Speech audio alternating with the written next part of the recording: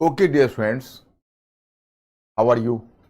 कभी कभी क्या होता है, थोड़ा टेक्निकल पहलू के कारण, क्योंकि आपको ऑनलाइन जुड़ना होता है हमें, तो थोड़ा सा लेट हो जाता है 2-3 मिनट का। तो उतना आप लोग उसको एक आवश्यक बुराई मानकर बर्दाश्त करेंगे, क्योंकि हम खड़े रहते हैं लेकिन हमारे टेक्नीशियंस भी लगे रहते हैं, हमारी पूरी टीम लगी रहती है, लेकिन बीच में कनेक्ट होने में थोड़ा कभी कभी टाइम लग जाता है। कभी कभी ये 5 मिनट टाइम लग जाता है, कभी 3 मिनट टाइम लग जाते हैं।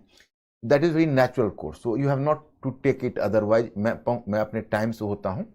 मेरा इंग्लिश मीडियम का क्लास फिनिश होता है और हम सब आपका शुरू कर देते हैं। तो मैं स्टूडेंट, अब कहाँ से शुरू करें। आपका तो कल कुछ चीज़ें बची हुई थी, तो मैं कल वाले करके आज मैंने स्टडी मटेरियल मिस्टर अंकुर इन लोगों को पहुंच गया है। तो आज का तो आपको खुराक मिल चुकी है, और मैंने जो पीडीएफ दिया है उसको ही मैं कंप्लीट मानता हूँ। आप लोग कहते हो नोट्स, लेकिन उससे कंप्लीट, उससे बढ़िया कनेक्टिविटी आपको कहाँ जुड़ेगा, उससे बढ़िया नोट्स आपको कहाँ मिलेगा जो हम आपको पीडीएफ के फॉर्म में हम आपको देते हैं। तो प्लीज़ आप उसको फॉलो करिएगा, और हम उसी लाइन पर आपको स्टडी मटेरियल देते हैं जिस लाइन पर हम पढ़ाते हैं, तो पूरी कनेक्टिविटी आपको होती होगी। और हमें लगता है कि आप बहुत कंफर्टेबल फील करते होंगे, और करते भी हैं। आप लोग इतना अच्छा परफॉर्म कर रहे हैं, इस बात की गारंटी है कि आप कितना बढ़िया परफॉर्म कर रहे हैं। अब मैं स्टूडेंट्स, अब हम पहले 5 क्वेश्चन से शुरू कर रहे हैं, और आपको फिर साइट पर भी अब कुछ क्वेश्चंस मिल गया होगा, क्योंकि मॉडल आंसर गया है इन लोगों का। कुछ मॉडल आंसर गए हैं, हम जी का के पास चला गया। हाँ, तो मॉडल आंसर और बाकी मैंक जी और बाकी जो हमारी टीम है वो आपको टाइम टू टाइम सूचना देती रहेगी प्रोग्राम के बारे में। जो भी है आप वहाँ पूछते रहेंगे। तो हम चलते हैं, पहले आपको क्वेश्चन पर लाते हैं। कांग्रेस के अंदर समाजवाद के लक्ष्य की प्राप्ति हेतु एक प्रभावी गुट के रूप में इंडिपेंडेंस ऑफ इंडिया लीग की स्थापना में निम्नलिखित में से कौन सा समूह शामिल है। ए जयप्रकाश नारायण, जयप्रकाश तथा नरेंद्र देव, बी जवाहरलाल नेहरू तथा सुभाष, सी नरेंद्र देव तथा बाबा रामचंद्र, और डी मदन मोहन मालवीय एवं सुभाष चंद्र बोस। सोचिए।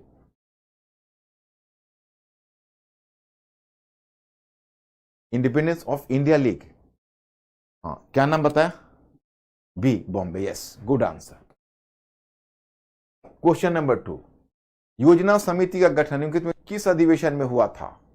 योजना समिति का गठन किस अधिवेशन में हुआ था। My student, be fast.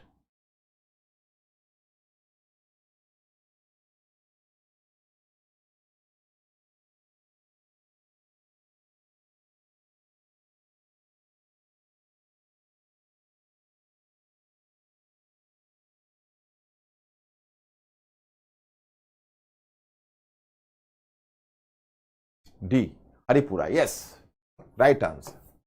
Question number 3, Congress ने अपने किस सम्मेलन में 20 सूत्री समाजवादी कार्यक्रम को आरंभ किया था। किस सम्मेलन में 20 सूत्री समाजवादी कार्यक्रम को आरंभ किया था। Be fast.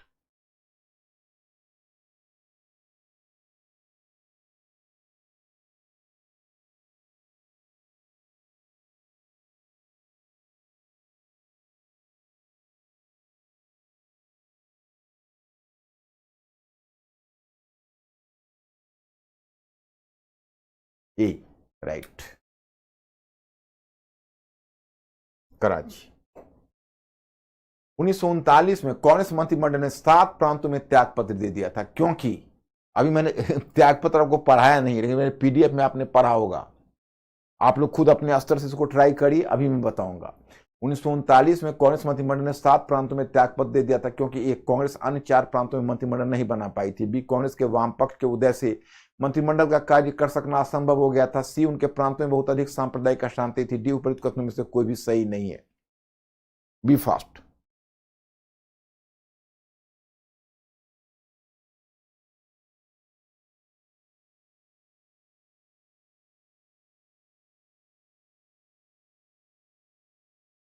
बी,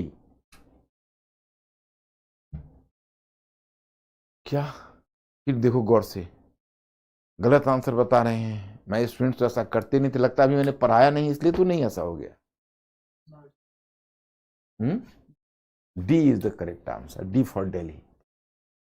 मैं आपको बताऊंगा कि एक्चुअली इंडिया को बिना कांग्रेस से राय मशविरा किए या किसी महत्वपूर्ण भारतीय पार्टी से भारत से राय मशविरा किए बिना भारत को युद्धरत राष्ट्र घोषित कर दिया जाएगा सेकेंड वर्ल्ड वॉर में। मैं अभी आपको बताऊंगा। यही प्रेटेक्स्ट होगा कांग्रेस मिनिस्ट्री के रिजाइन करने का। निम्नलिखित में से कौन कांग्रेस समाजवादी दल का प्रमुख नेता था?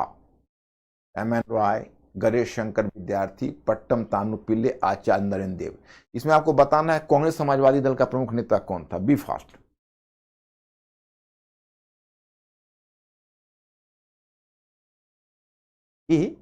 कांग्रेस समाजवादी दल, सभी लोग ये कर रहे हैं।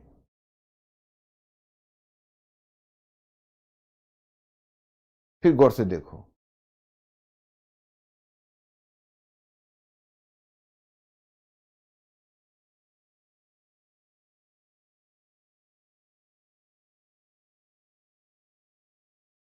D is the answer. Yes, D is the correct answer. Acharya Narendra. MN Roy communist हैं। कल मैंने कम्युनिस्ट कांग्रेस सबका अंतर बताया था। एमएन रॉय कम्युनिस्ट हैं। He does not belong, he didn't belong to Congress समाजवादी दल। आप याद करिए, कांग्रेस समाजवादी दल हमने 1934 में बताया था, जो बॉम्बे में गठन हुआ था। उसमें आचार्य नरेंद्र देव, जयप्रकाश नारायण, फूलन प्रसाद वर्मा, संपूर्णानंद सिंह, मीनू मसानी, यही सब थे। एक बात और भी है, एक क्वेश्चन एक बार पूछा था कि इसमें से कौन नेता थे जो कांग्रेस समाजवादी दल को आशीर्वाद तो दिया परंतु कांग्रेस समाजवादी दल के मेंबर नहीं बने। तो कौन थे पता है? जवाहरलाल नेहरू। कांग्रेस समाजवादी दल को उन्होंने आशीर्वाद दिया है, लेकिन जवाहरलाल नेहरू कांग्रेस समाजवादी दल के मेंबर नहीं बने।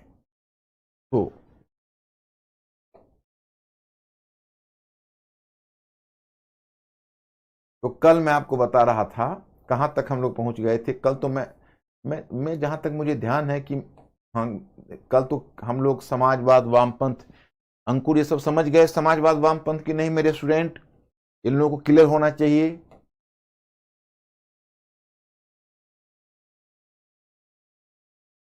अब 1935 का भारत सरकार अधिनियम मैं बता रहा था पहले।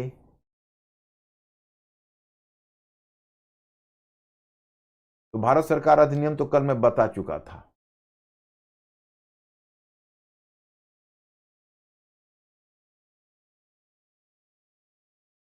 यस, ओके, चलिए।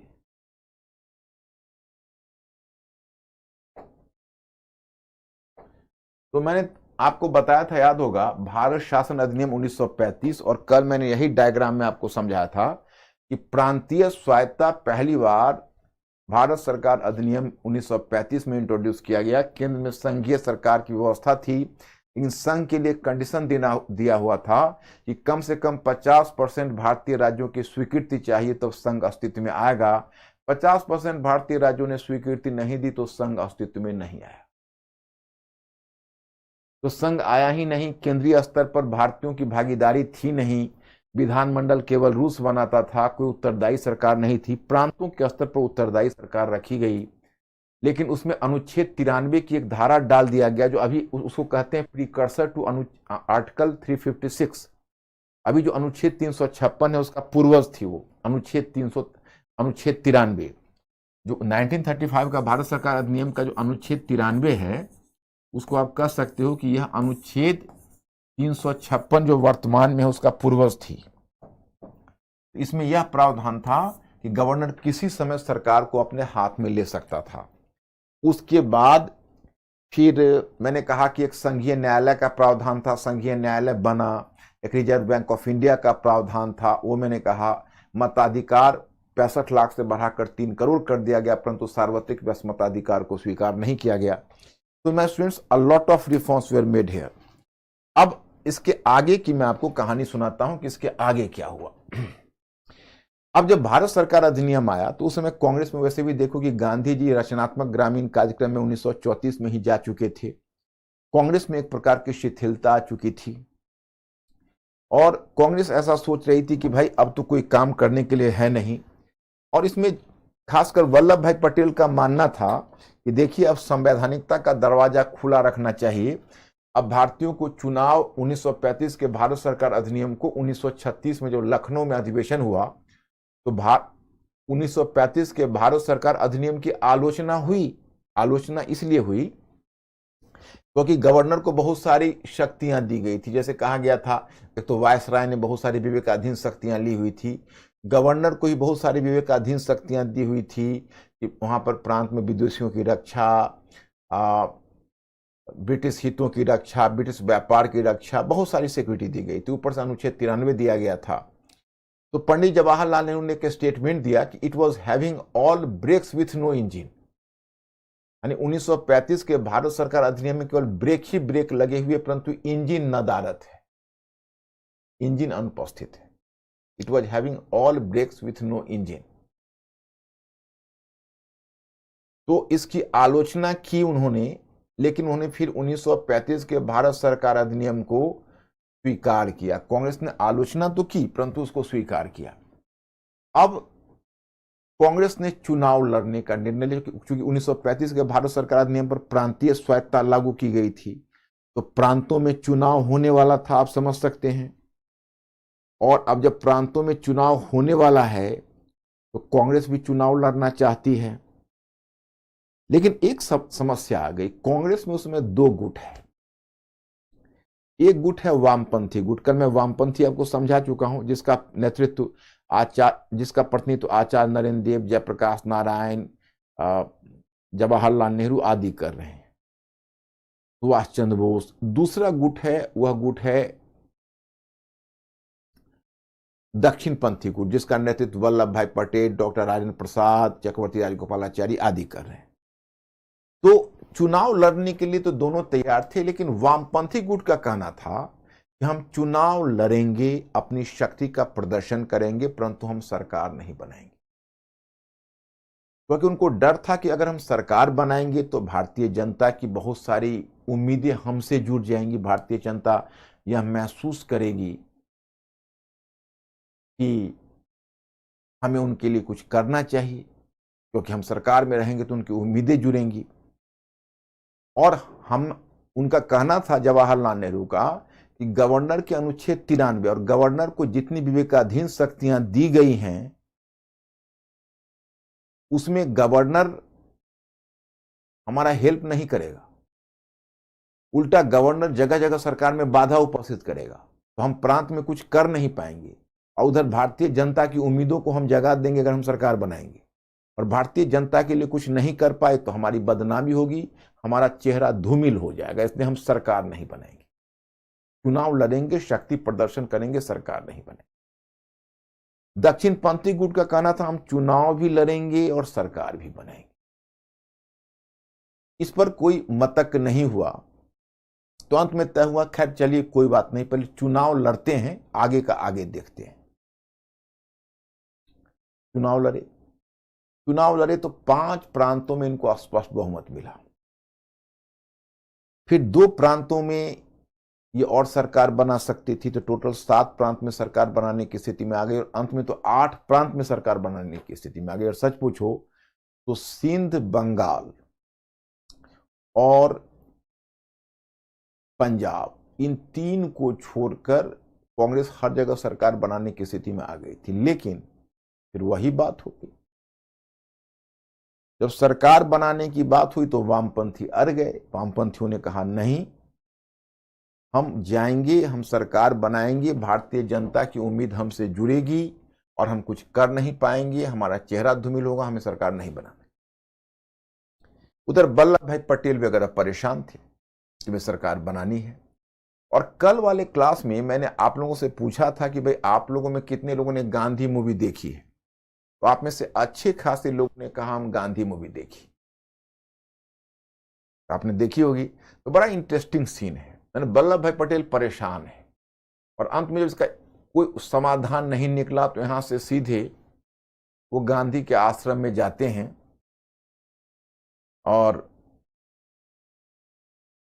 जब गांधी को वो अपना कंप्लेन बताते, और गांधी तो रचनात्मक ग्रामीण कार्यक्रम में लगे हैं, लेकिन उनका कहीं ना कहीं ध्यान वर्धा आश्रम में है। पहले गांधी तो साबरमती में थे, लेकिन अब वर्धा शिफ्ट कर चुके थे, तो वर्धा आश्रम में थे। तो जाते हैं और गांधी और गांधी जी तो रचनात्मक ग्रामीण कार्यक्रम है, परंतु देश की राजनीति पर भी उनकी नजर तो होती है। यहाँ से वल्लभ भाई पटेल वगैरह जाते हैं, उस दिन गांधी जी के बकरी का एक पांव टूटा हुआ है, आप लोगों ने देखा होगा गांधी मूवी में, तो गांधी जी उसमें व्यस्त थे। पटेल अपनी समस्या बताते था तो वो बकरी की टांग की समस्या लेकर बैठ गए, और पटेल के हाथ में भी घास का एक टुकड़ा दे दिया, कहा आप इसको, पटेल इसको कुछ खिलाओ, हम आते हैं अंदर से कोई जड़ी बूटी लेकर। तो पटेल इतने ऑफेंडेड थे उस बकरी और उसको देख के, उनको लग रहा था अभी देश में इतना राष्ट्रीय संकट का मुद्दा है और गांधी जी को बकरी की टांग दिख रही। खैर तो गांधी जी का अपना आदा था, आप तो जानते ही हो गांधी जी की आदा थी, गांधी जी इस तरह का। तो गांधी जी ने ही रास्ता निकाला, गांधी जी ने वामपंथी गुट को मनाया। उन्होंने कहा कि अच्छा ठीक है, आपको डर यह है कि गवर्नर स्वतंत्र रूप में काम नहीं करने देगा और फिर आपकी बदनामी हो जाएगी, आपका डर भी जायज है। तो उन्होंने कहा कि अगर वायसराय लिखित रूप में आश्वासन दे दे कि गवर्नर हमारे मामले में अनावश्यक हस्तक्षेप नहीं करेगा, मतलब उनका कहना है कि अगर लिखित वह दे दे वायसराय कि गवर्नर हमारे मामले में अनावश्यक हस्तक्षेप नहीं करेगा, तब क्या समस्या है, तब तो सरकार बना सकती है। तो वामपंथी भी चुप हो गए क्योंकि उन्होंने इतनी सटीक बात कही। अब वायसराय था लिनलिथगो, लिनलिथगो को कहा गया कि क्या आप लिखित देंगे। लिनलिथगो ने कहा कि देखो लिखित तो हम नहीं देंगे, लेकिन हम मौखिक आश्वासन देते हैं, मौखिक ओरली, कि गवर्नर इस मामले में हस्तक्षेप नहीं करेगा अनावश्यक, आप भरोसा रखें। अंत में अब वायसराय की का वचन था, उसका वर्ड था, तो इतनी इज्जत तो उसको की ही जानी चाहिए कि मान लिया जाना चाहिए वो धोखा नहीं देगा, इस बात को स्वीकार करेगा।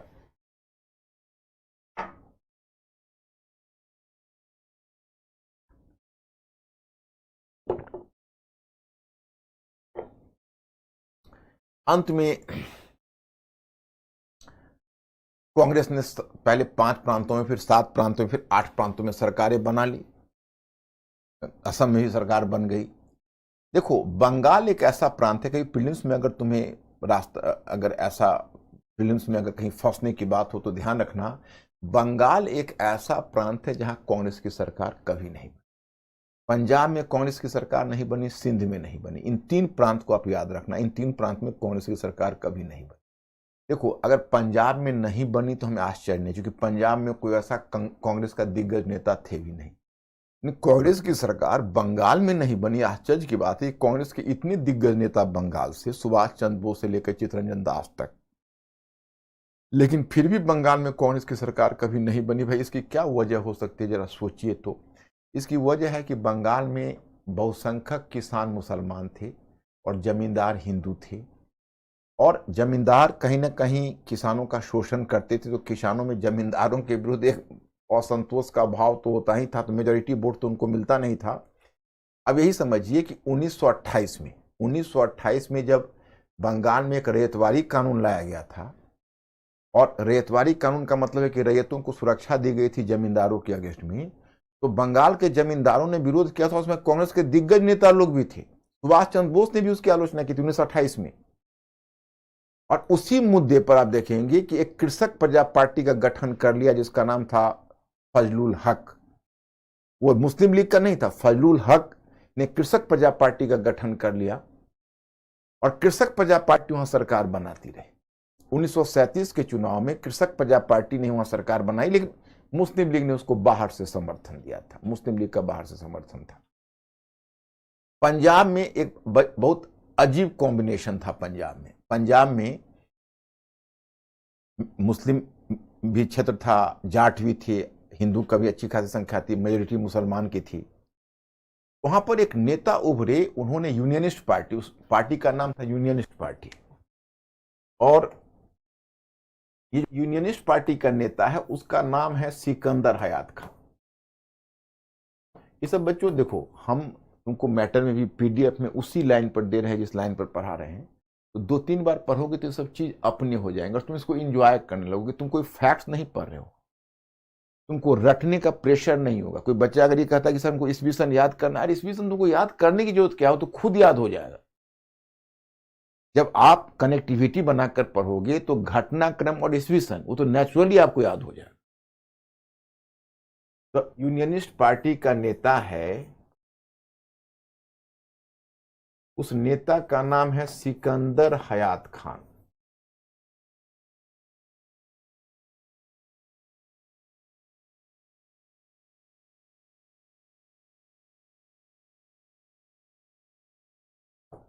और सिकंदर हयात खान है, इसके साथ एक कोटूराम जाट नेता है, कोटूराम जाट नेता है, और वहां पर सिखों की अच्छी खासी संख्या है।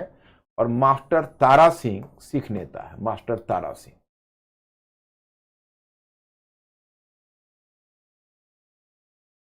मास्टर तारा सिंह सिख नेता। आप देखो यहां कैसा कॉम्बिनेशन बना हुआ है, मुसलमान, सिख और हिंदू। और जिन्ना को यहां कोई फटकने नहीं दिया, मुस्लिम लीग का कोई होल्ड नहीं है। जिन्ना अभी तुम देख रहे हो मुस्लिम लीग के नेता के रूप में, खास कर जब जिन्ना ने 14 सूत्री कार्यक्रम लाया, 14 सूत्री सांप्रदायिक कार्यक्रम आपको याद है जो मैंने मार्च घोषणा में कहा था। जब जिन्ना ने 14 सूत्री कार्यक्रम लाया तो जिन्ना मतलब मुस्लिम लीग के दिग्गज नेता हो गए। और पहले तो मुस्लिम लीग 1928 के आपको याद होगा कि मैंने पीछे बताया, और आप लोग पीडीएफ, मेरे पीडीएफ को रिवाइज करते रहना, मेरे पीडीएफ को आप लोग रिवाइज करते रहना है, कम से कम 2 बार रिवाइज करना है, जो आपको पेजेज जो है मैं नोट्स देता हूं। उसमें आपने देखा होगा कि जिन्ना जब 1928 का जब नेहरू रिपोर्ट थी, तो नेहरू रिपोर्ट को किस प्रकार से जिन्ना ने अपने ढंग से जिन्ना ने नेहरू रिपोर्ट को मैनेज किया था। और उन्होंने नेहरू रिपोर्ट के समय पहले कांग्रेस से वार्ता की थी, सर्वदलीय बैठक में गए, जब वार्ता टूटी तो जिन्ना हार्डलाइनर बन गए सॉफ्टलाइनर से। और एक जो हार्डलाइनर नेता था, मैंने उसका नाम आपको बताया था, और तो भूल गए होंगे आप लोग नाम, क्योंकि देखो इसमें आपकी गलती नहीं है।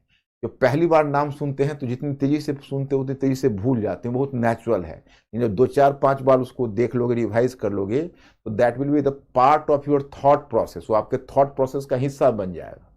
जैसे वो नाम मैंने बताया था, शफी खान, तो मुस्लिम लीग का एक हार्डलाइनर गुट शफी खान का था और जिन्ना का सॉफ्ट लाइनर था, लेकिन अब जिन्ना भी हार्डलाइनर हो गए। मार्च 1929 में उन्होंने दिल्ली में दिल्ली घोषणा पत्र निकाला, 14 सूत्री सांप्रदायिक मांगे रखी, और सांप्रदायिक मांगे मुस्लिम लीग की सांप्रदायिक राजनीति का आधार बन गई। तो जिन्ना केंद्रीय नेता थे, लेकिन प्रांत में बैठे हुए थे बंगाल में फजलुल हक। तो बंगाल में फजलुल हक,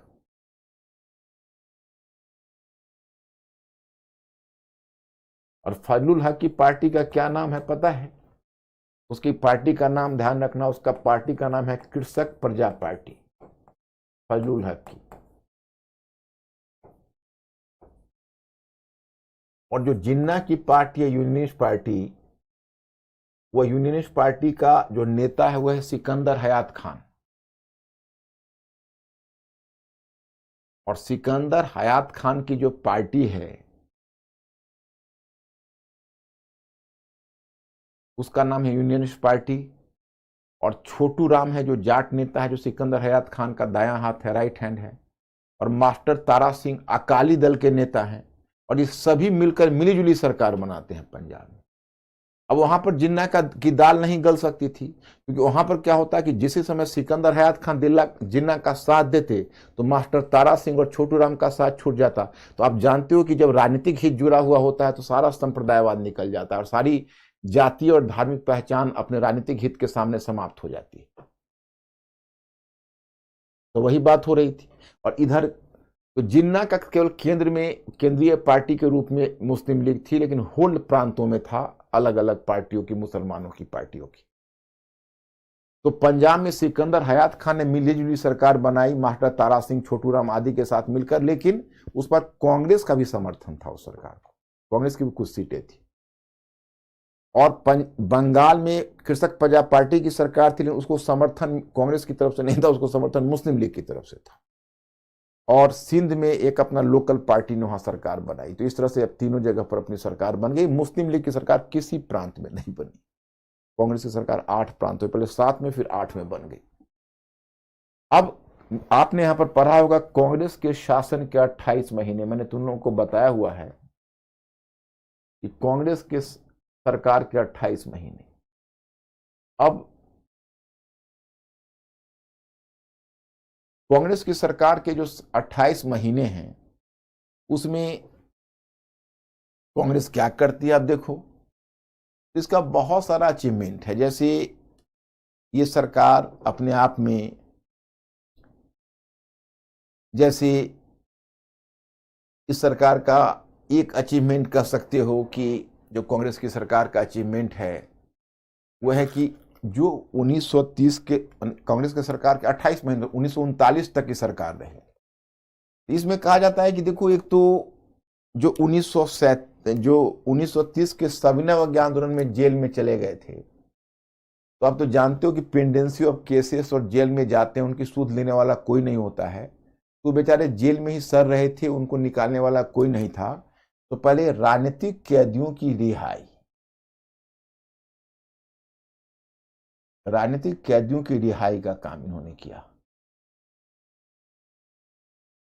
इसी में एक बड़ा दिलचस्प घटना हो गई जो मैं आपको बताऊंगा। दिलचस्प घटना यह है कि जब राजनीतिक कैदियों की रिहाई करवा रहे थे तो गांव गांव में बहुत उत्साह था। वैसे भी कांग्रेस की सरकारें गठित हुई थी तो गांव से लोग पूरे जत्था बना कर आते थे। पहली बार उनको लगता था हमारी सरकार है, हमारा सब कुछ है। एक अजीब सेंसेशन लोगों को होता था। लोग सचिवालय में चले जाते थे, चेयर को टच करके देखते थे, ऑफिस में झांक कर देखते थे कि अरे ये तो अपनी सरकार है, तो अपने लोग हैं। तो भारतीयों में एक बड़ी अजीब सा उत्साह था। जब राजनीतिक कैदियों की रिहाई जब होती थी तो और उत्साह में आ जाते थे। उनको लगता था कि अरे सब तो अपना है, अब तो डरने की जरूरत ही नहीं है। तो गांव से जत्था बनाकर आते थे और जेल के मुहाने पर पूरा स्वागत करके और उनको फूल माला पहनाकर और नारे लगाते हुए ले जाते थे। तो कांग्रेस की सरकार थोड़ी डर रही थी कि कहीं गवर्नर का ध्यान चला जाएगा तो वीटो ना कर दे। वही हुआ 1938 में, जब बिहार में श्री कृष्ण सिंह की सरकार थी। श्री कृष्ण सिंह उसमें मुख्यमंत्री नहीं, प्रधानमंत्री कहा जाता था। तो श्री कृष्ण सिंह प्रधानमंत्री थे बिहार के और गोविंद वल्लभ पंत थे उत्तर प्रदेश, मतलब संयुक्त प्रांत तब कहा जाता था। तो इन दोनों ने कैदियों की एक खेप की रिहाई की। बस तुरंत वहां पर गवर्नर ने वीटो कर दिया, तो इनकी सरकार ने रिजाइन कर दिया और उनकी बस। लेकिन हरिपुरा अधिवेशन चल रहा था तो कांग्रेस आला कमान ने वायसराय लिनलिथो से वार्ता की। लिनलिथो ने बीचों बचाव किया, फिर अंत में गवर्नर ने वीटो वापस लिया तो इन्होंने रिजिग्नेशन वापस लिया। तो ये एमिकेबली सेटल हो गया। उसके बाद इन्होंने दूसरा काम किया, प्रेस की आजादी। ये भी काम महत्वपूर्ण था, प्रेस की आजादी। और तीसरा किया रैयतों की सुरक्षा के लिए रैयतवारी कानून।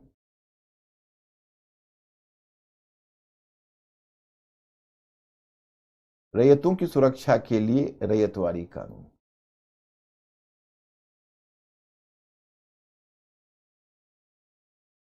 रैयतवारी कानून ये भी इनका था। और चौथा, शिक्षा के विकास के लिए कदम उठा।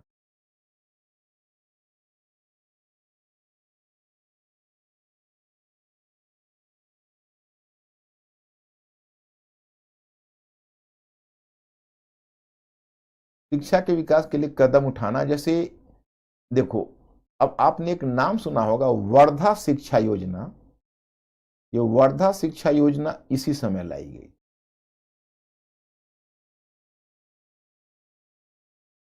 वर्धा शिक्षा योजना 1937 में लाई गई थी। जाकिर हुसैन समिति की अनुशंसा पर लाई गई थी।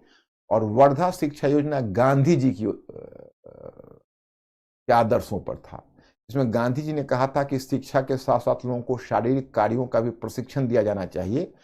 तो वर्धा शिक्षा योजना गांधीवादी सिद्धांत पर था, लेकिन ये चल नहीं पाया क्योंकि उससे पहले सरकार गिर गई 1939 में, तो ये लागू नहीं हो पाई। लेकिन पूरी तैयारी हो चुकी थी इसकी। ये कांग्रेस गवर्नमेंट की ये उपलब्धियां हैं।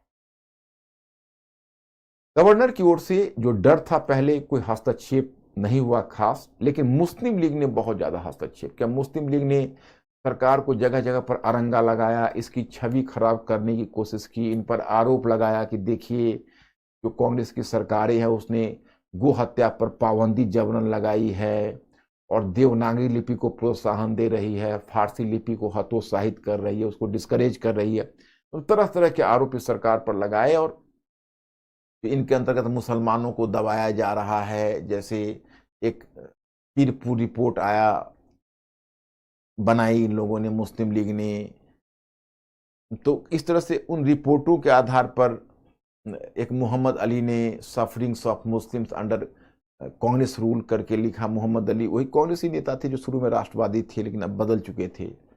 इस तरह से देखो कि इस पर तरह तरह के आरोप लगे, लेकिन कांग्रेस अपना कार्य करती रही।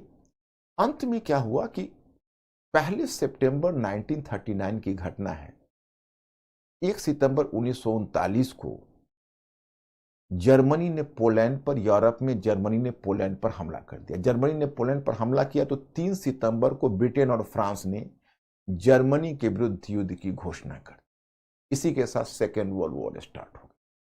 और 5 सितंबर को भारत के किसी भी राजनीतिक दल से विचार विमर्श किए बिना ब्रिटिश ने भारत को युद्धरत राष्ट्र घोषित कर दिया। उसके लिए एक टर्म आता है युद्धरत राष्ट्र या बेलिजेरेंट नेशन, इंग्लिश में उसको बेलिजेरेंट नेशन कहते हैं।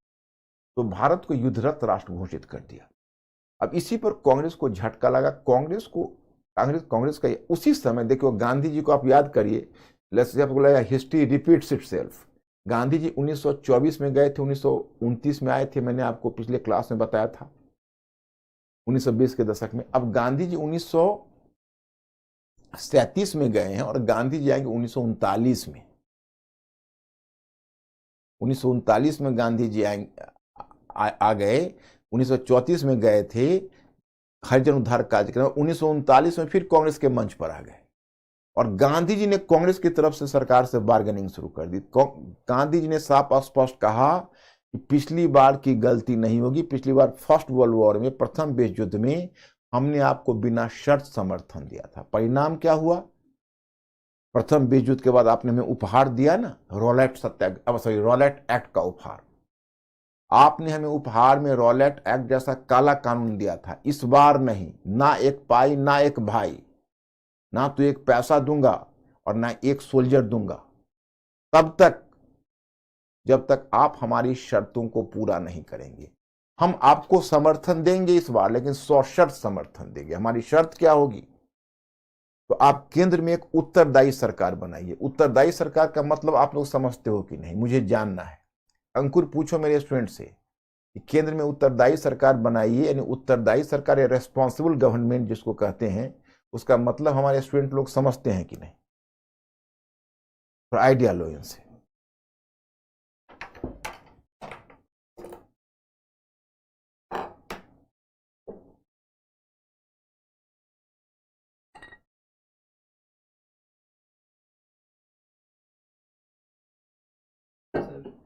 कुछ पीएस कर रहे हैं, कुछ नो भी कर रहे हैं।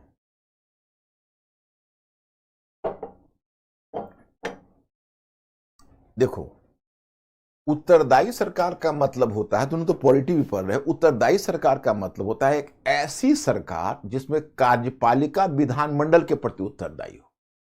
मतलब पीपुल के प्रति सरकार कैसे उत्तरदायी होगी? प्रत्येक लोग, तो ऐसा नहीं होगा कि प्रत्येक लोग, तो आपने पॉलिटी में पढ़ा होगा ना, सरकार के 3 अंग, कार्यपालिका, विधानमंडल और न्यायपालिका। यहां पर कार्यपालिका तो केंद्र में है, याद है, और विधानमंडल भी, लेकिन विधानमंडल कानून बनाता है।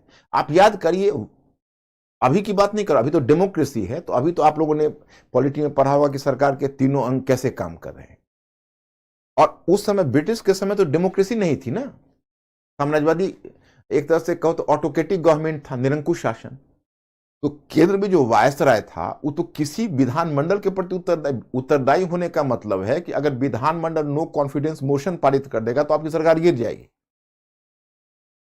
ऐसा तो वायसराय तो विधानमंडल वायसराय को कुछ कर ही नहीं सकता था, और ना उसको इंपीचमेंट किया जा सकता था जैसा अमेरिकन प्रेसिडेंट का होता है या इंडियन प्रेसिडेंट के लिए प्रोविजन है,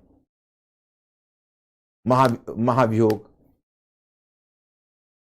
तो मतलब कि वायसराय तो किसी के प्रति रेस्पॉन्सिबल, लंदन के प्रति रेस्पॉन्सिबल है।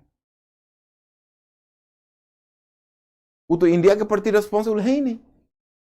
उत्तरदायी सरकार का मतलब है एक ऐसी सरकार बनाई है केंद्र में जिसमें विधानमंडल या वायसराय की काउंसिल ही, वायसराय की काउंसिल कहीं रिस्पॉन्सिबल तो किसी के प्रति नहीं है, वायसराय के प्रति रिस्पॉन्सिबल है।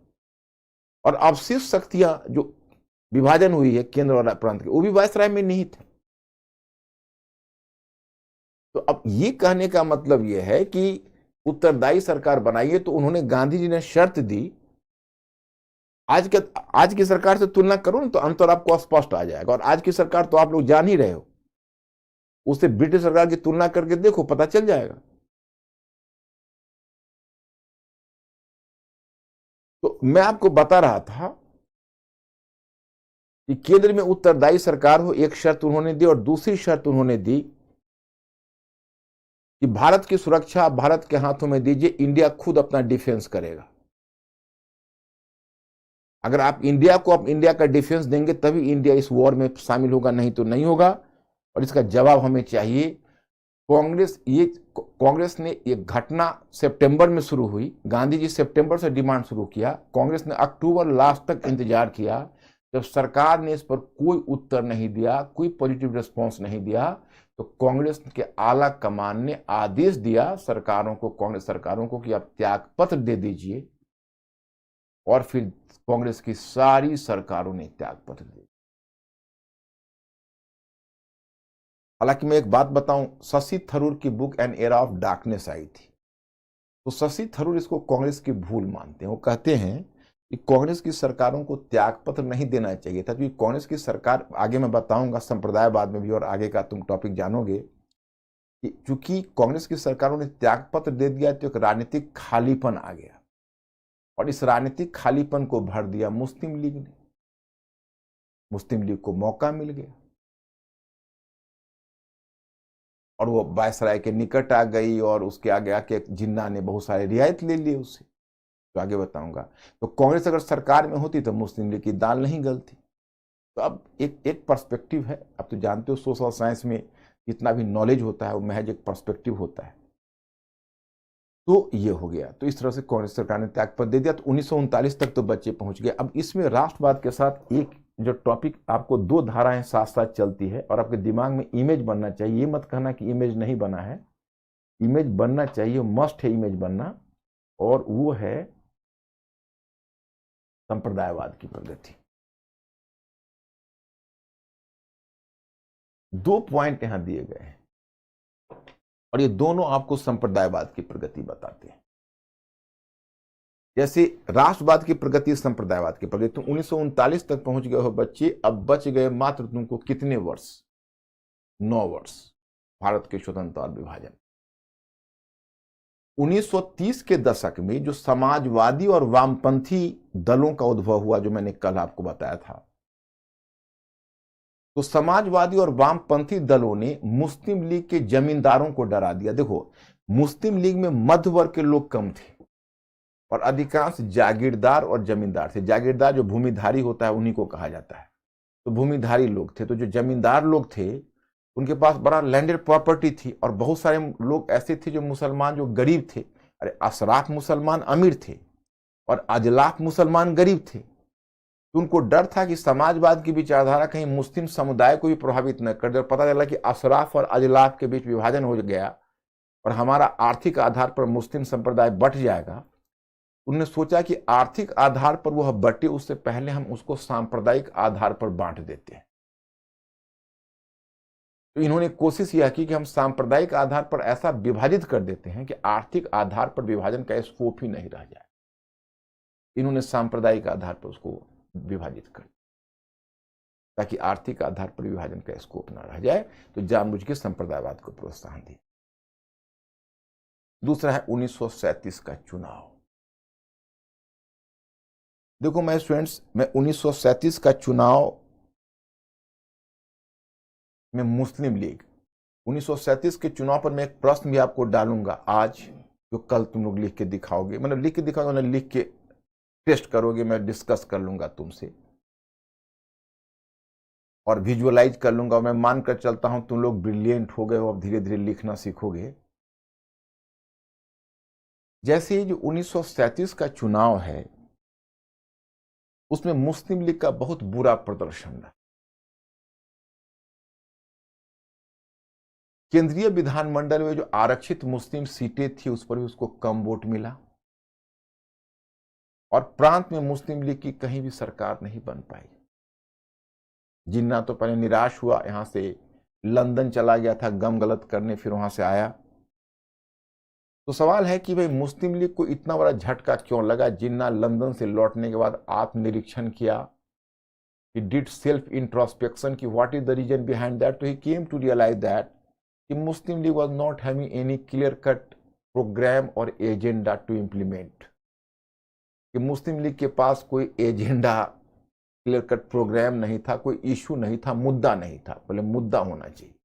तो कहोगे 14 सूत्री कार्यक्रम तो मुद्दा था, वही तो दुर्भाग्य हुआ। मैंने यहाँ पर आपको दिया हुआ है, आप पढ़ने के क्रम में देखोगे 1932 में जो सांप्रदायिक पंचायत आया, जो रैमजे मैकडोनाल्ड ने जो दिया, वो सांप्रदायिक पंचायत में जिन्ना की लगभग सभी मांगे मान ली गई।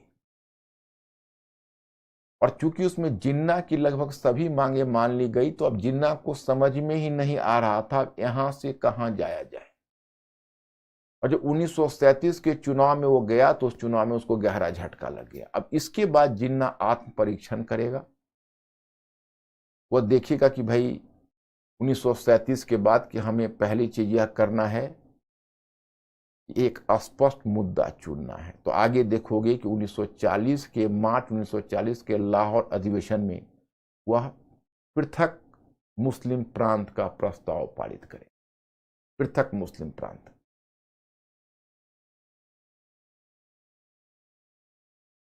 और मुस्लिम लीग के प्रांतीय समितियों का पुनर्गठन करेगा और मुस्लिम लीग की सदस्यता शुल्क को कम करेगा ताकि ज्यादा से ज्यादा सदस्य हो। जब जिन्ना को लग गया कि मुस्लिम लीग अभी कुलीनों की पार्टी बनी हुई है, कुलीन मुसलमानों की, इसको जनसामान्य मुसलमानों तक पहुंचाना होगा, और जनसामान्य मुसलमानों तक पहुंचाने के लिए उलेमाओं का भी समर्थन लेना होगा, काजियों का समर्थन लेना होगा, धर्म का प्रोपगंडा करना होगा। तो आप देखोगे आगे जब 1940 का प्रस्ताव पारित होगा तब मुस्लिम लीग के नेता उलेमा और काजी का समर्थन लेने लगेंगे, मस्जिदों में बैठक करने लगेंगे। बहुत सारे अभी खेल होने बाकी है। अब देखोगे इधर जो हिंदू संप्रदायवाद है वो भी संप्रदायवाद पर पल रहा था। मैं आपको बता दूं कि एक दुर्भाग्यजनक स्थिति क्या है, आप इसको समझिए। मेंटली अलर्ट तो हो गए, आप इसको समझिए। एक दुर्भाग्यजनक स्थिति यह है कि वीडी सावरकर, जो एक बड़े ही डेडिकेटेड क्रांतिकारी थे, वह अपने जीवन के सेकेंड हाफ में सांप्रदायिक बन गए। अब क्यों बने, उनका लाइफ भी बहुत कलरफुल है। अब उतना भी तो मैं नहीं जाऊंगा। मैंने आपको बताया था कि कैसे वो जहाज पर से जब लंदन से इंडिया लाए जा रहे थे, जहाज पर से भागने की कोशिश भी फ्रांस में की थी, फ्रांस के फिर पकड़े गए थे और उनको काले पानी की सजा मिली, और अंडमान निकोबार में उनको विशेष निरीक्षण और बहुत टॉर्चर करके रखा गया। वो टूट गए और 18 महीने के बाद ही उन्होंने माफीनामा, जिसको कहोगे मर्सी पेटिशन, वो मर्सी पेटिशन उन्हें देना शुरू कर दिया कि हाँ मैं अब, उन्हें टूट गए एक तरह से। और उसके बाद एक के बाद 6 मर्सी पेटिशन दिया। फिर बहुत समय तक रत्नागिरी में उनको नजरबंद घर लाके रखा गया। हालांकि अंडमान से तो वो आ गए थे 2021 में, 10 वर्ष तो रहना ही पड़ा उनको, तो बहुत टूट गए। और वहां से आए, फिर यहाँ आए। तो कहते हैं उनके आलोचक कि उन्होंने वायसराय निलेथो को लिखित दिया था कि हम कोई भी ऐसा काम नहीं करेंगे जो साम्राज्य विरोधी होगा, और बल्कि हम साम्राज्य के पक्षधर के रूप में काम करेंगे, और हमारे होने से युवाओं का समर्थन ब्रिटिश को मिलता रहेगा, कहा जाता है। और फिर अगर उनका माफीनामे का मकसद, मर्सी पेटिशन का मकसद अवसरवादी कदम था, इस बहाने वो ब्रिटिश की पकड़ से मुक्त होकर फिर ब्रिटिश से लड़ना चाहते थे, तो कम से कम 1937 के बाद जब उनको रत्नागिरी के नजरबंद से निकाला गया, एक भी दृष्टांत ऐसा नहीं मिलता है जो राष्ट्रीय आंदोलन में शरीक हुए हों या ब्रिटिश के विरुद्ध कुछ बोला भी हो, कुछ किया भी हो। उसके बाद वो क्लियर कट सांप्रदायिक हो गए। 1937 में तुम देखोगे जब निकले रत्नागिरी से, तो वो बन गए हिंदू महासभा के अध्यक्ष। क्योंकि 1937 में जब मुस्लिम लीग हिंदू महासभा की भी करारी हार हुई थी, जैसे मुस्लिम लीग को चुनावी झटका लगा था, तो हिंदू महासभा को भी चुनावी झटका लगा था, इसको भी चुनावी झटका लगा था। तो मदन मोहन मालवीय उस समय हिंदू महासभा के अध्यक्ष थे, तो उन्होंने अध्यक्ष के पद से त्याग पत्र दे दिया। तो त्याग पत्र दे दिया, तो अब बने बीडी सावरकर नए अध्यक्ष। बीडी सावरकर ने 1923 में हिंदुत्व नामक रचना लिखी थी, हिंदुत्व 1923 में। अब देखिए, यह वही बीडी सावरकर है जिन्होंने 1907 में, जब 1857 के वर्षगांठ मनाई जा रही थी, तो 1907 में इन्हीं बीडी सावरकर ने, याद करो, the first war of independence, इन्होंने ही कहा था 1857 के महाविद्रोह को, और पुस्तक लिखी थी। और वही अब हिंदुत्व पुस्तक लिख रहे हैं। अब ये क्या बोल रहे हैं उसको सुनोगे तो आश्चर्य में पड़ जाओगे। कहते हैं, एक कॉन्सेप्ट दिया, उस कॉन्सेप्ट को कहते हैं सांस्कृतिक राष्ट्रवाद का कॉन्सेप्ट। एक कॉन्सेप्ट उन्होंने दिया, वो कॉन्सेप्ट को कहते हैं सांस्कृतिक राष्ट्रवाद, यानी कल्चरल नेशनलिज्म।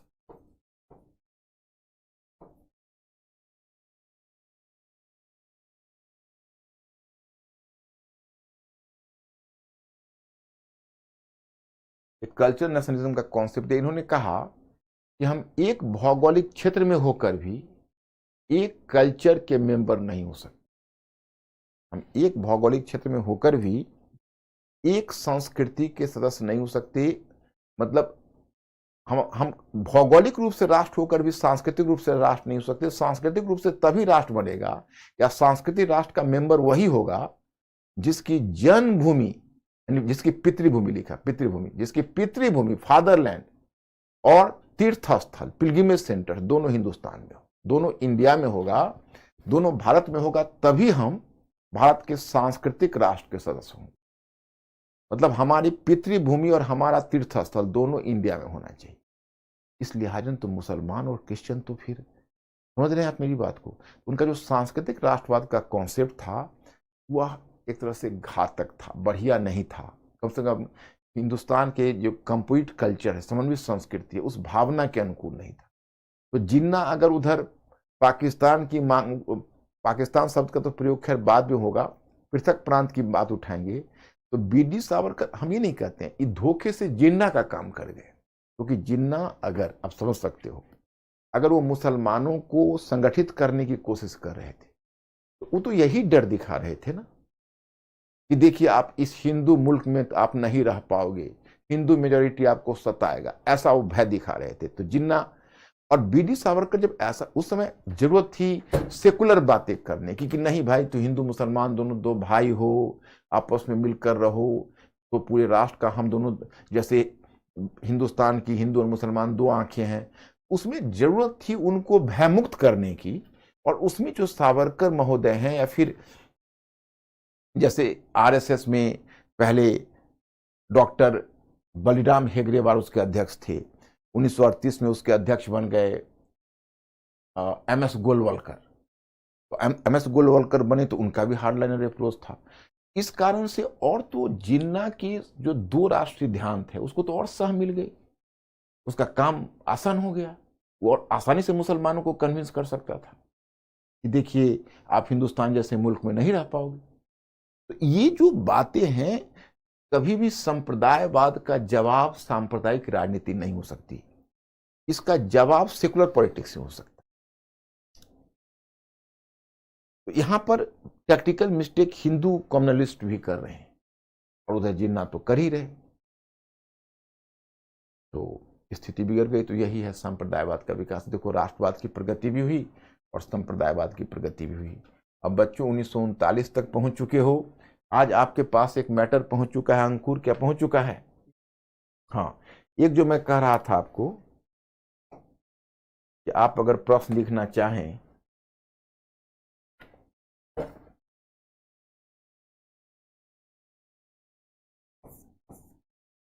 उन्नीस सौ 1937 के चुनाव ने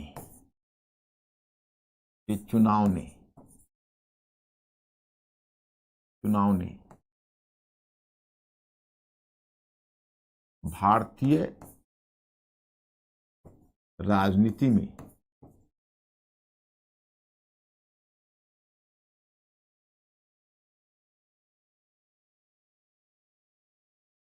सांप्रदायिक चेतना को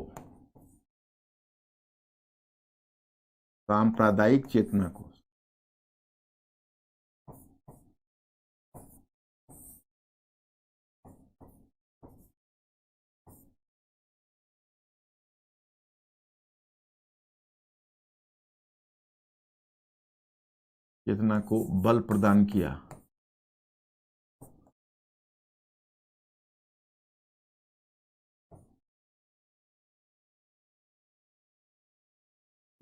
किया।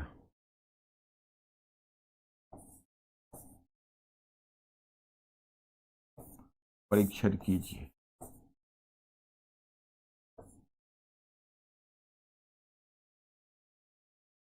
Hundred 150 words. मैं स्टूडेंट्स आप लोग इसको ट्राई करोगे, फिर मैं डिस्कस करूंगा। आप लोग पहले ट्राई करोगे। अंकुर बताओ, रिस्पॉन्सिबिलिटी लेंगे? पूछो इनसे, मेरे स्टूडेंट से, ये क्वेश्चन देखें, इसकी रिस्पॉन्सिबिलिटी लेंगे वो? हाँ, क्वेश्चन तो हाइपोथेटिकल है, लेकिन हमें इनसे चाहिए इस रिस्पॉन्सिबिलिटी को लेंगे वो? Will they try this question? क्या बोल रहे हैं? ठीक है, इस क्वेश्चन को आप लोग ट्राई करिएगा। अब क्वेश्चन तो आप लोग समझ चुके हो, बिल्कुल हाइपोथेटिकल कर रहे हो, बिल्कुल सही कर रहे हो। अब आज मैंने आप लोगों को मैटर भेजा है, ये वाला। इसका डायग्राम थोड़ा सा देखिए, बिल्कुल अलग है। देखो, जिन कारणों से राष्ट्रवाद की प्रगति हो रही है, उन्हीं कारणों से संप्रदायवाद की प्रगति हो रही है। कैसे? तो आप लोगों को मैटर मिला होगा, अगस्त प्रस्ताव, राष्ट्रवाद की प्रगति। अगस्त प्रस्ताव में लिखित प्रावधान थी, व्यक्तिगत सत्याग्रह आंदोलन, किस मिशन में निम्नलिखित प्रावधान थे? भारत छोड़ो आंदोलन 1942,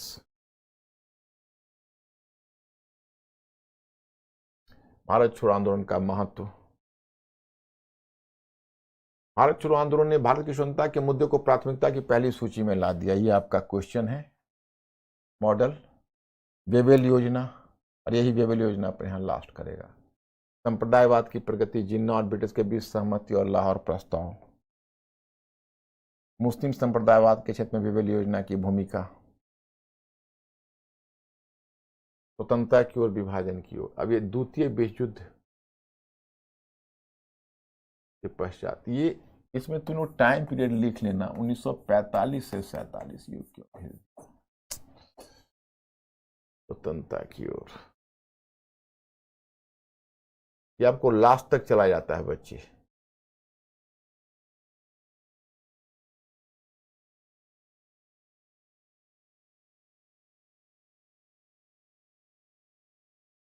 ये लास्ट तक चला जाता है। तो मैं स्टूडेंट्स, इसमें बहुत सारा मैटर है, धीरे धीरे करना है।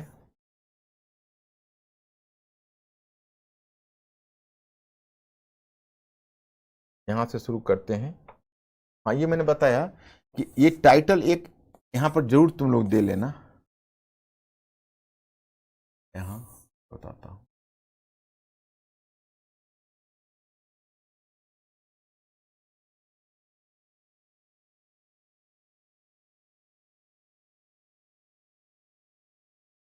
उन्नीस से 45 तक तो जाओगे, और 45 तक जाने के बाद जब यहाँ पहुँचना तुम, ये वाला मैटर ये देख लो यहाँ पर। यहाँ पर टाइटल 1945 से 47 जरूर लिख देना, क्योंकि 1945 तक वो है पीछे तक, और ये 1945 से 47 चला आता है। इसको जरूर ध्यान रखना।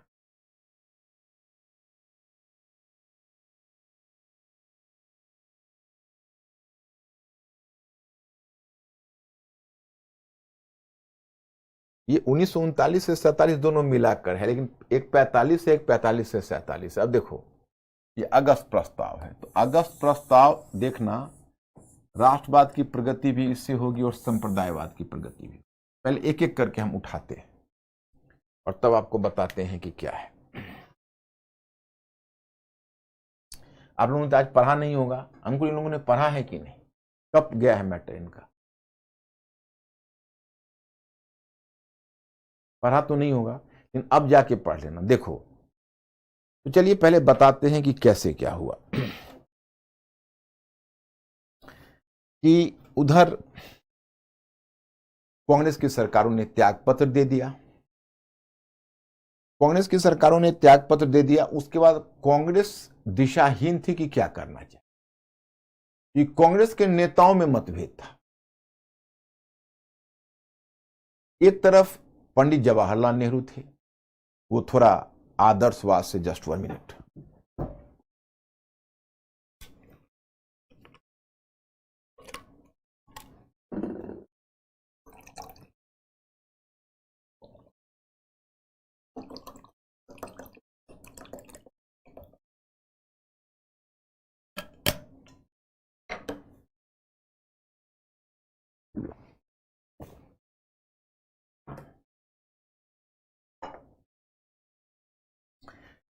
एक तरफ पंडित जवाहरलाल नेहरू थे, थोड़ा आदर्शवाद से ग्रस्त थे। वो आदर्शवाद से किस प्रकार ग्रस्त थे, तो पंडित जवाहरलाल नेहरू को ऐसा लगता था कि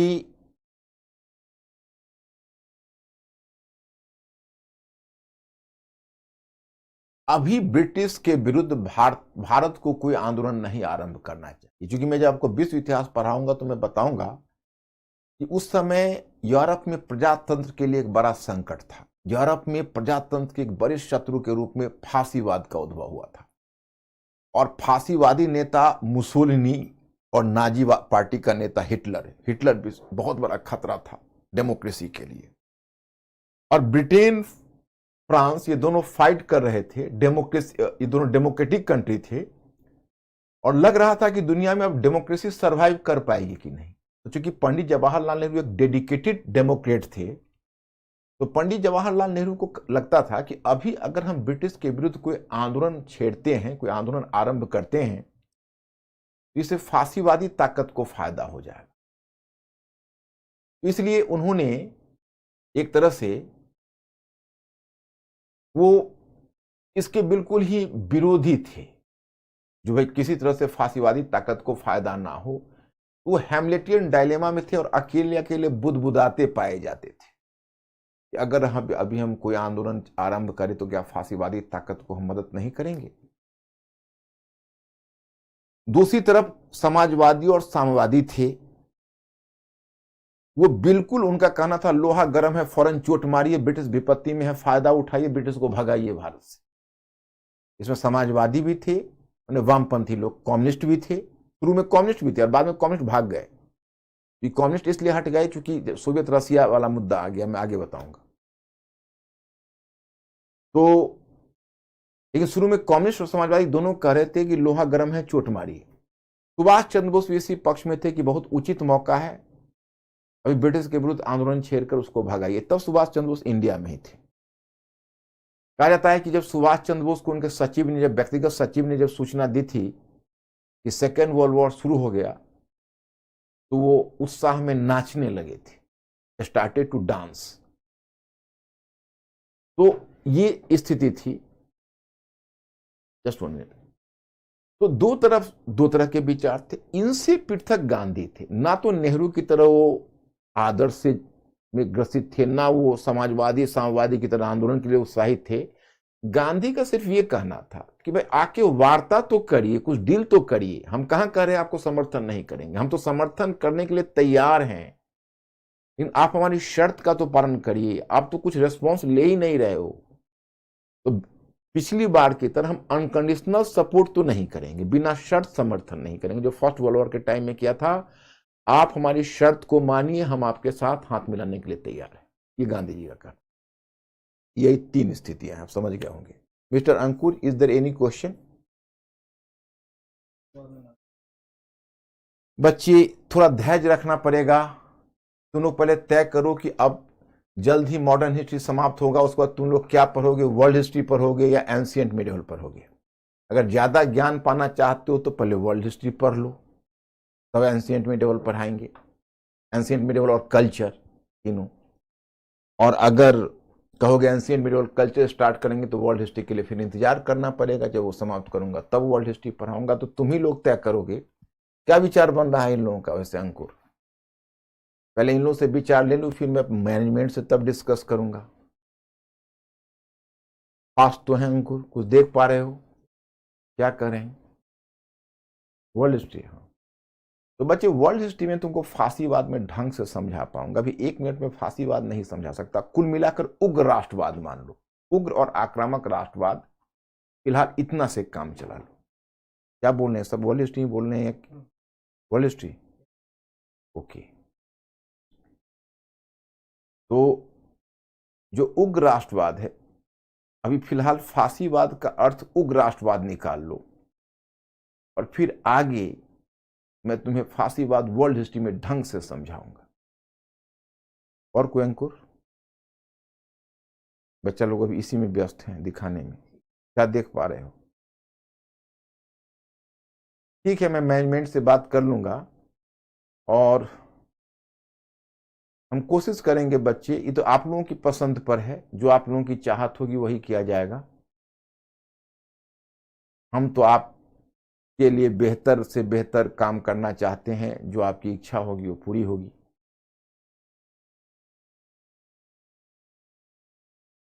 तो देन अब हम लोग, वही विचार हुआ अंकुर, यस। तो मतलब ये तय हुई। अब बहुत हिचकिचाते हुए ब्रिटिश ने पहली बार ब्रिटिश एक प्रस्ताव लेकर आए 8 अगस्त 1942 को। तो मैंने जो डायग्राम बनाया उस डायग्राम को देखो, इसने राष्ट्रवाद की भी प्रगति हुई, संप्रदायवाद की भी प्रगति हुई, दोनों। हाँ, उससे पहले मैं एक बात बताना चाहता हूं, जस्ट 1 मिनट मुझे टाइम दो। एक घटना बीच में घट गई, जब कांग्रेस ने सरकार को समर्थन नहीं दिया, और कांग्रेस जब दुनिया को यह संदेश देने लगी कि देखिए हम इस युद्ध में नहीं हैं, हमें ब्रिटिश सरकार जबरन इस युद्ध में खींच रही है, हम इस युद्ध में कहीं नहीं हैं, जब इस तरह का वो झलक देने लगी, तो फिर मतलब ब्रिटिश बड़े असमंजस में पड़ गई कि भाई इस तरह तो कांग्रेस अगर दुनिया में प्रचार करेगी कि हम भारत को जबरन युद्ध में घसीट रहे हैं, तो अंत में सरकार ने सोचा कि चलो एक उपाय, एक दूसरा तरीका अपनाता हूं। कांग्रेस तो सबसे बड़ी पार्टी है भारत की, और मुस्लिम लीग फिर दूसरी पार्टी है। तो कांग्रेस समर्थन नहीं देती है, तो चल के हम मुस्लिम लीग से ही डील कर लेते हैं, और उसी से डील करके हम अपने काम को आगे बढ़ाएंगे, दुनिया को दिखाएंगे कि देखिए हम इस युद्ध में भारत को जबरन नहीं घसीट रहे, भले कांग्रेस हमारे साथ नहीं है लेकिन मुस्लिम लीग तो हमारे साथ है। तब उसने जिन्ना को बुलाया, वायसराय ललितगो था, जिन्ना को बुलाया, बोला कि जिन्ना साहब आपका समर्थन हमें चाहिए इस युद्ध में। तो जिन्ना मुस्कुराए, बोले क्या देंगे आप? मेरी बात समझ रहे हो, मतलब ऐसा ओपन नहीं हो रहा था, लेकिन हिंट वही था कि क्या देंगे आप। तो वायसराय ने कहा क्या लेंगे आप? तो उन्होंने 2 शर्तें रख दी। एक शर्त कहा कि आपको यह मंजूरी देनी होगी, और आपको यह इन प्रिंसिपल स्वीकार करना होगा कि भारत में कोई भी ऐसा संविधान आप स्वीकार नहीं करेंगे भविष्य में, कोई भी ऐसा संवैधानिक निर्णय जिस पर मुस्लिम लीग की सहमति नहीं हो। मुस्लिम लीग की सहमति जरूर होनी चाहिए, नंबर 1। नंबर 2 कि भारत में मुसलमानों के सर्वमान्य नेता के रूप में आप हमसे वार्ता करेंगे, दूसरे नेता से नहीं, मतलब सिकंदर हयात खान से नहीं और फजलुल हक से नहीं। क्योंकि आप तो जानते हो कि जिन्ना के राइवल में सिकंदर हयात खान भी थे, फजलुल हक भी थे, और जिन्ना तो एक केंद्रीय पार्टी का प्रतिनिधित्व अवश्य कर रहे थे, लेकिन प्रांत में तो बैठे हुए थे सिकंदर हयात खान और फजलुल हक। तो ये दोनों बैठे हुए थे।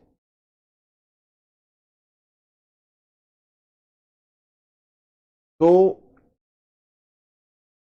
इन्होंने सिकंदर हयात खान और फजलुल हक से वार्ता शुरू की,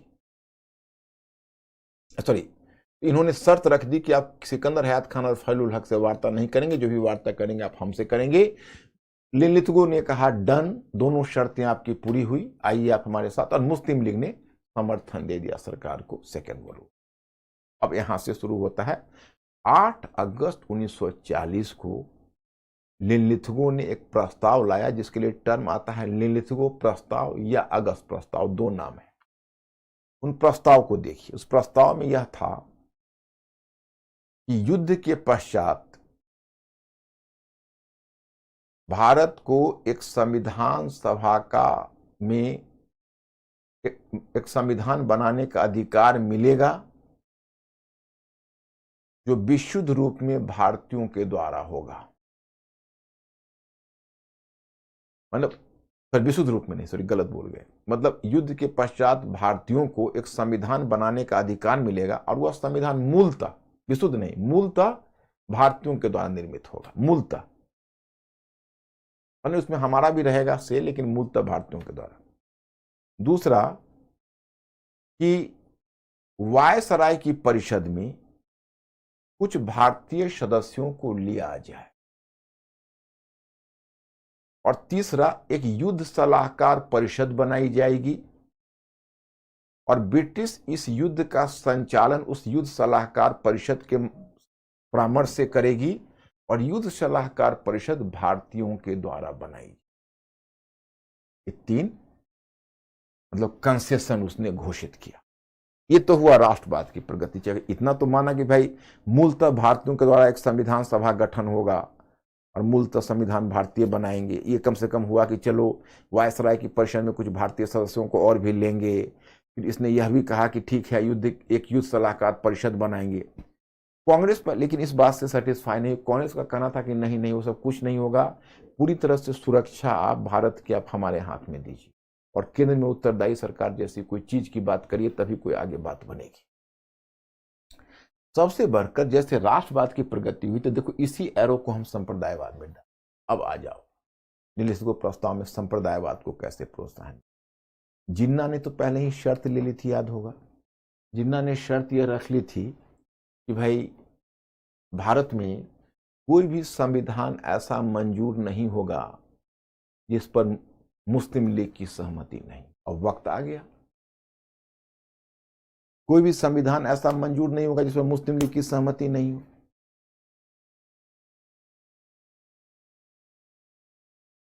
तो जिन्ना ने यह शर्त पहले ही करवा ली थी। तो लिनलिथगो प्रस्ताव में एक प्रोविजन लाया गया ब्रिटिश की ओर से मुस्लिम लीग को खुश करने के लिए कि भारत में कोई भी ऐसा संविधान नहीं लागू होगा। जैसे ऊपर कहा कि भाई भविष्य में एक युद्ध के बाद भारत में एक संविधान बनेगा जो मूलतः भारतीयों के द्वारा निर्मित होगा। वहीं पर क्लॉज जोड़ दिया गया कि लेकिन कोई भी ऐसा संविधान नहीं मंजूर होगा जिस पर अल्पसंख्यक समूह की सहमति नहीं। अब डायरेक्ट मुस्लिम लीग कैसे बोलते, अल्पसंख्यक समूह की सहमति नहीं। इस तरह से पहली बार याद रखना, अगस्त प्रस्ताव में सरकार ने मुस्लिम लीग को वीटो की शक्ति। अब मुस्लिम लीग को मिल गई वीटो की शक्ति, तो वीटो लगा सकते। ओके, यहां तक समझ गए। अब गांधी जी काफी इरिटेटेड थे। वो लग रहा था कि भाई कुछ ये दे नहीं रहा, केवल समय काट रहा, कुछ कंक्रीट काम कर नहीं रही। तो गांधी जी एक तरह से बेचैन थे। अंत में लेकिन गांधी जी बड़े असमंजस में थे। वह कोई ऐसा आंदोलन भी नहीं आरंभ करना चाहते थे जो ब्रिटिश को कोई ज्यादा परेशानी पैदा करे, क्योंकि जानते थे कि अगर कोई ऐसा आंदोलन होगा और ब्रिटिश को बड़ी परेशानी होगी तो उसका फायदा फासीवादी ताकत को मिलेगा। तो वो ब्रिटिश को, गांधी जी उधेर बुन में ये थे कि हम ब्रिटिश से को बिना शर्त समर्थन भी नहीं देंगे, ब्रिटिश पर दबाव भी बनाना है, लेकिन ब्रिटिश को बहुत मुश्किल में भी नहीं डालना है। इसलिए पहले उन्होंने अक्टूबर में, अगस्त प्रस्ताव के बाद जब निराश हुए तो अक्टूबर में उन्होंने एक व्यक्तिगत सत्याग्रह आंदोलन आरंभ किया। व्यक्तिगत सत्याग्रह आंदोलन में कुछ नहीं था, कुछ सत्याग्रही इकट्ठे होते और मतलब वो सत्याग्रह पर बैठ जाते, अनशन पर बैठ जाते, और फिर अनशन पर बैठने से पहले खड़े होकर युद्ध विरोधी भाषण देते कि ये दुनिया वालों, ये युद्ध में हमें जबरन घसीट रहे हैं, हम इनके साथ नहीं, और फिर अनशन पर बैठ जाते, उधर से पुलिस की लॉरी आती, उसको गिरफ्तार करके लेके चली जाती। शांतिपूर्ण तरीके से था। पहले सत्याग्रही के रूप में उन्होंने आचार्य विनोबा भावे को चुना और दूसरे सत्याग्रही के रूप में पंडित जवाहरलाल नेहरू।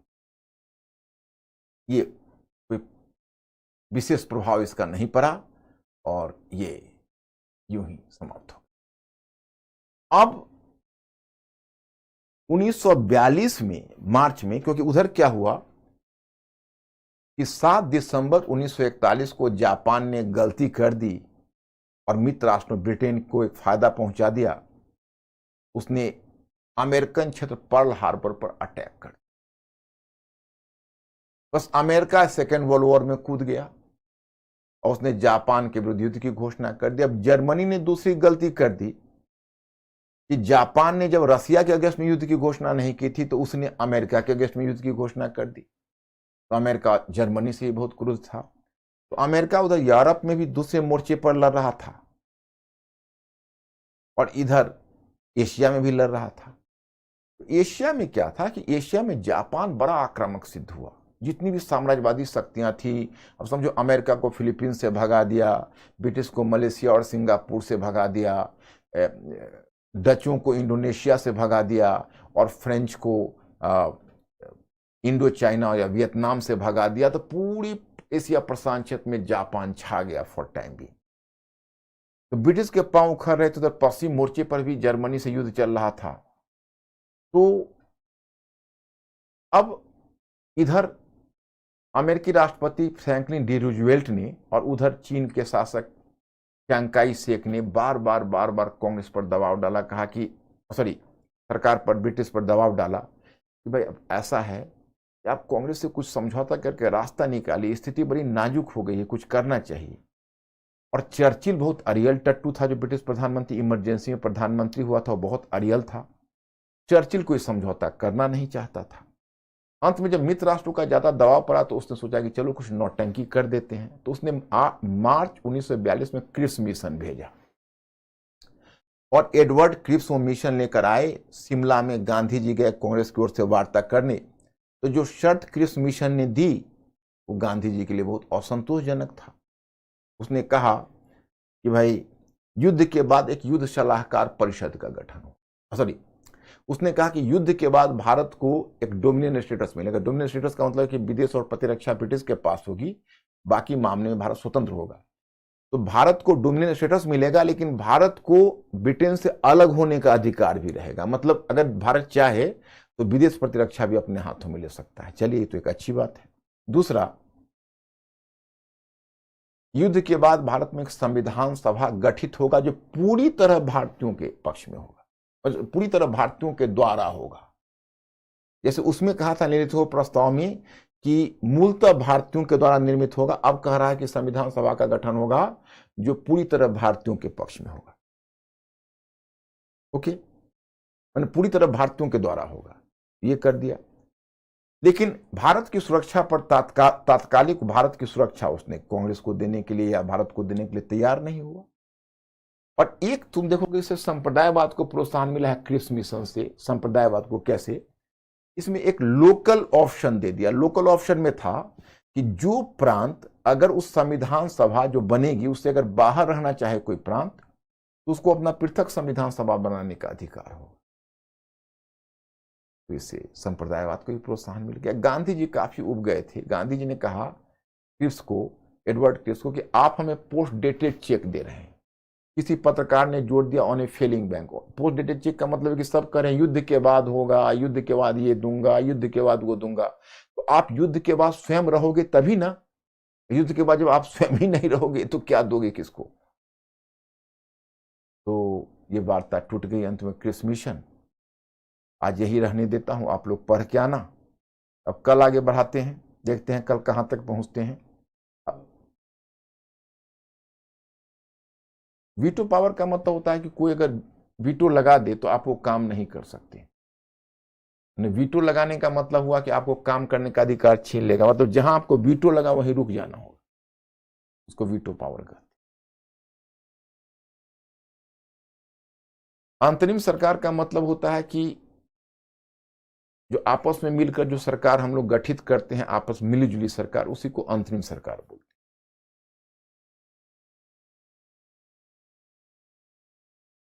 संधि तो दो देशों में दो मित्र है मिलकर संधि कर दो, समझौता। और अधिवेशन का मतलब है कॉन्फ्रेंस। ये दोनों अलग अलग चीज है, इन दोनों में क्या समानता है। ओके, तो मैं स्टूडेंट्स अब I am stopping here, I will see you tomorrow. आप लोग पढ़ के आना। Okay, thank you.